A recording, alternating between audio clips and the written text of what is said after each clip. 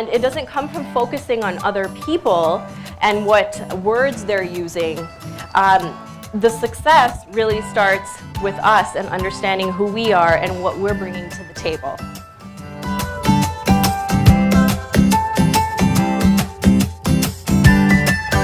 "93% is what nonverbal makes up for communication.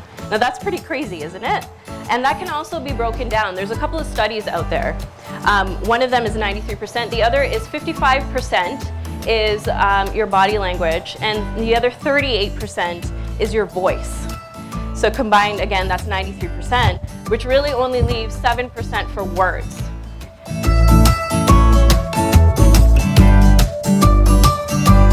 And so some of us are more in tune with our emotions than others. And so knowing this now, you really want to check in with yourself before you're going into an interaction, whether it's personal or professional, and ask yourself, like, how do I feel? Because it's gonna come out, whether we want it to or not. So why not be the one in control of that and consciously choose how you show up?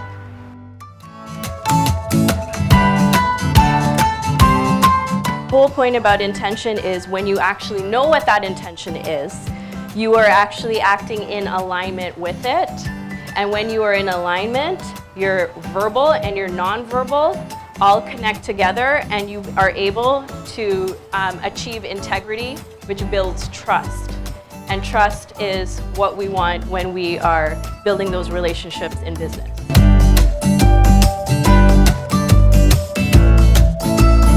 But one of the things that you can do is if you were to Google values, you'll get lists and lists and lists of values. They're just words. And it's really just going through all of those and really ticking off like what feels right for me. You know, what do I really look for in my interactions or in the projects that I work on or relationships or whatever that is. And you know, narrowing down your values takes some time. It can take years to really know what that is. It also can take understanding that sometimes we take on values that we've been told that we need to have by family, for example, or culture, but they never really quite felt right.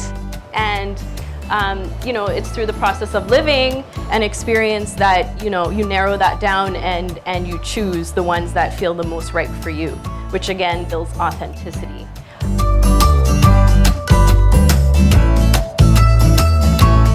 We all give and receive information in a preferred way. So when we know what our preference is and what the preferences of the people around us that we're communicating with, you know, we can communicate more successfully because this is now happening in a way that is natural and feels right for each person.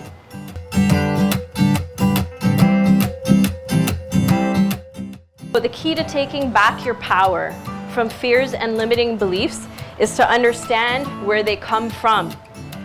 And sometimes that can be challenging work, right? Because, you know, sometimes we're going back to like elementary school when we're like in the 3rd grade and we had a presentation and we stumbled over our words and the teacher said, "You're not meant to do presentations." It happens. I had a conversation with someone the other day and they told me this. And ever since then, they've had issues actually standing up and speaking because the teacher who was supposed to believe in them and supposed to encourage them said this to them. It happens. And so what I would say is I recommend before any important communication exchange that you have, just know that your fears and limiting beliefs are probably gonna bubble up because that's just how they work. And what you can do is, in terms of preparing, make a list of whatever those are. Like, make it less scary for yourself. Just make a list, put them down on paper, right? And then try to map where they came from. Because what this does is it starts to shift the power away from those fears and limiting beliefs, and it starts to put the power back in your hands, which is where it belongs. So when we conquer those fears and limiting beliefs, that's when we're able to really grow true confidence and become the powerful communicators that we really are meant to be.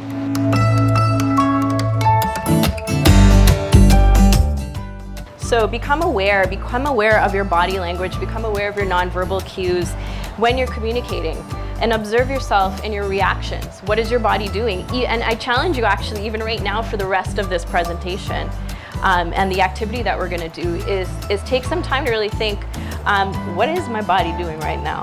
What is it communicating?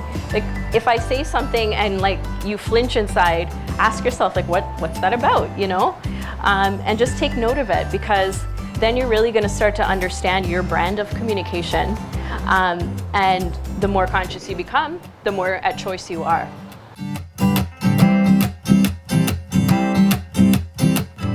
Thing that I can say about verbal communication is just make sure your words are your own, right? There is no need to compare or conform or contort or box yourself into being anyone else, because nobody wants you to be anyone else. They want you to be you.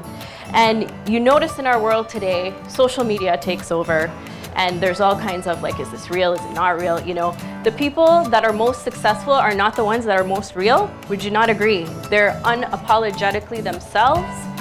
That's who you need to be, no one else. And so, you know, if the way that you talk is like super scientific, or is a little surfer, or you throw in some aspects of your home language and mix that with English, like, it doesn't matter, right? It's who you are. So own that, and people will love it. Be you and nothing else.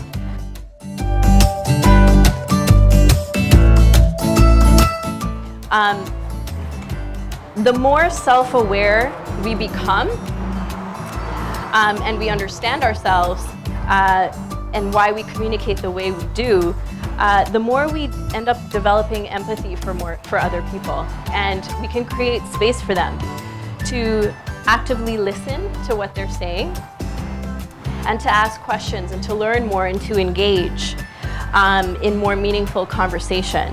And when that happens, we take things less personally, and we also allow people to freely be themselves. On behalf of the Entrepreneur Center, we want to thank you for coming out. And one round of applause for Fazina.